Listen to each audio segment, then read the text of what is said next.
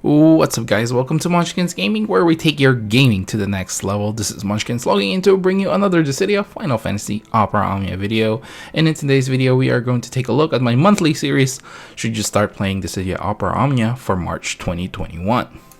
As always, we'll be going through all the events that has been announced in the community livestream in this video, and the banners that are coming along with it. And then at the end we'll decide, well, I'll give you my opinion whether it's actually a good start to Dissidia Opera Omnia. But before we do start, like and subscribe if you haven't already. It does help the channel, guys, and I would really appreciate it. Now, without further ado, let's start this video. So we'll start this video off with an event that is already ongoing. So this is the second boss rush that we got in the global version of the game. And as for the banner, it is going to include Host 1535 EX and his LD weapon, which is brand new to the global version of the game.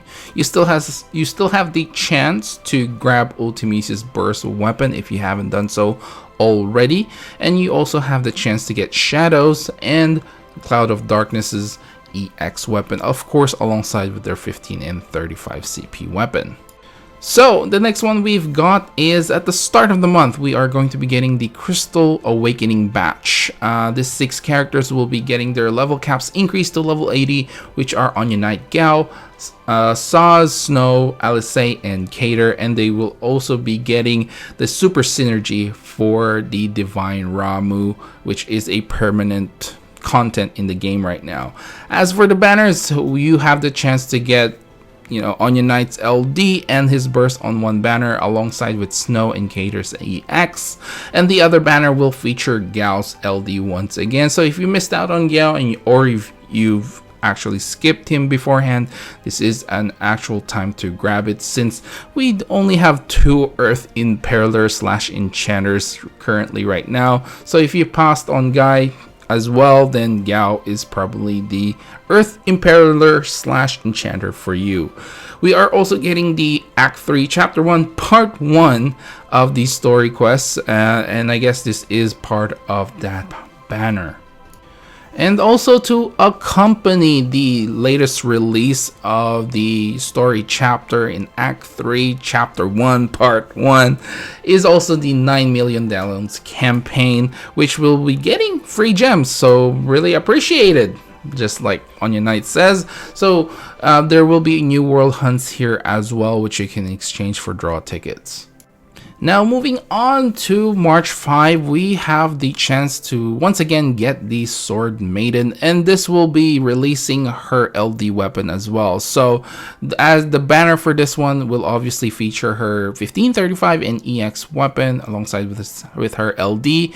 The other banner mates is going to be Renoa and Prish, which you can get their weapons up to their EX. You can still get Anya Knight's burst weapon on this particular banner. Now on March 10th, we will be getting a brand new character, which will be featured in the Act 3 Chapter 1 Part 2 of the story, and that is going to be Theodore. As for Theodore's banner, you can get his weapon up to the LD, of course, and the other banner mates for this one is going to be Sid and Alphinode, which you can get their weapons up to their EX version. And again, Anya Knight's burst is still pretty much here. Now moving on to March 15, which will be basically a new raid event. This is going to feature the new a new burst character, as well as Camelot's LD coming back once again.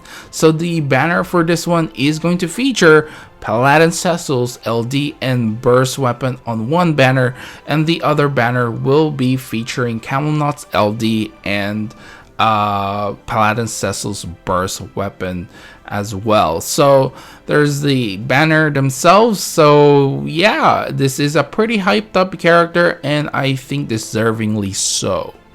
Now moving on to March 18th, which will be featuring the return back of Keys. So this is going to be a lost chapter, which will mean it will be a permanent content and get the chance to get keys permanently as well. So the banner for this one is going to be featuring Keys' LD weapon, which is a brand new weapon for him, and you can still grab Paladin Cecil's burst on this one. As for the other banner mates, you can get their EX their weapons up to the EX versions, which are Cloud and Zidane. And finally, on March 22, we are going to be getting Dimensions and Transcendence. Now, this is not more for new players, but the banner itself is pretty interesting, since we are going to be getting Gabron's LD weapon featured in this banner, and of course you can still grab Paladin Cecil's burst weapon here. The other banner mates in this one is going to be Raijin and King, which you can get their weapon up to their EX version. Now, the last thing that I want to talk about before we go to the end of this video is around this timeline, JP got an update on their Start Dash campaign, which basically updated the Start Dash campaign banner, which obviously features Cloud, Squall, and Lightning. Currently, in the global version of the game, if you start the game, you only can get up to their EX weapon. As for the update, you do get the chance to get it up to their burst weapon, and Squall did also get a rework around this time as well, which made him very powerful and almost to the point of being broken as well. So I thought I'd just leave it here, since they didn't really announce it. I thought it would have been a very good announcement. They could be, you know, pulling this back towards the end of the month, maybe. I'm not entirely sure, since there's really no announcement or any concrete announcement that, at least that I've seen. Okay, I didn't really get the chance to watch the community live stream live, since I was asleep. It was too early for me. So anyway, I thought I'd just leave it out there. Okay guys, so we're finally at the end of this video, and the question remains, is this a good time to start Dissidia Opera Omnia?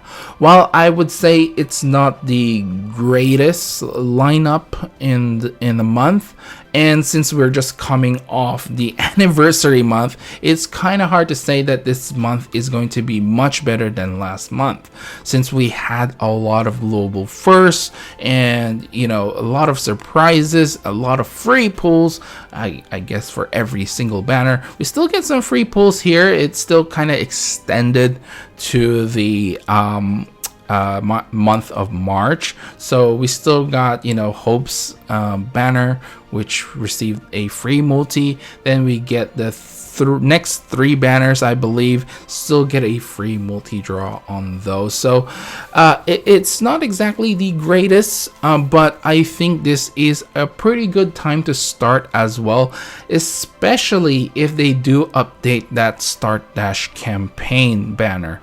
I think if that really happens, you know, if you just literally start around that time, it is going to be great. But the thing is, even if you don't start at that time and you're kind of expecting for that banner to come out, you will still get the chance to pull on that banner for like a week. I believe they'll give you a week to pull on that. It's not the longest, but you still get the chance to get 3 bursts, you know, in one go. It's a pretty good banner, especially if it does come along with Squall's rework. That will be pretty amazing with his LD. So I'm really hoping we do get that update. But I guess the second thing that is very exciting is, of course, Paladin Cecil's LD and burst. He's going to be really powerful. So if you're starting off as a new player, if you pulled on Paladin Cecil and managed to get all his weapon, at least up to his LD, you should be completely fine to clear through a lot of the content with him. Now, obviously, you still need a good party to clear out the hardest contents in the game, but he is still a very good character to pick up, since he has AoE HP damage, which will make things a lot faster when it comes to farming or going through the story content. And so I guess, yeah, the verdict is it's still a decent time to start, and you know, it's not as many free pulls as last month, but it is still pretty solid. So I would still highly recommend starting off playing Dissidia Opera Omnia now. And that is it for this video, guys. Please do remember to click like and subscribe if you haven't already. It does help the channel, and I would really appreciate it if you do. You can always follow me on Twitter and on Facebook at Munchkins Gaming. This is Munchkins logging off. Thank you very much for watching, and I will see you guys in the next level.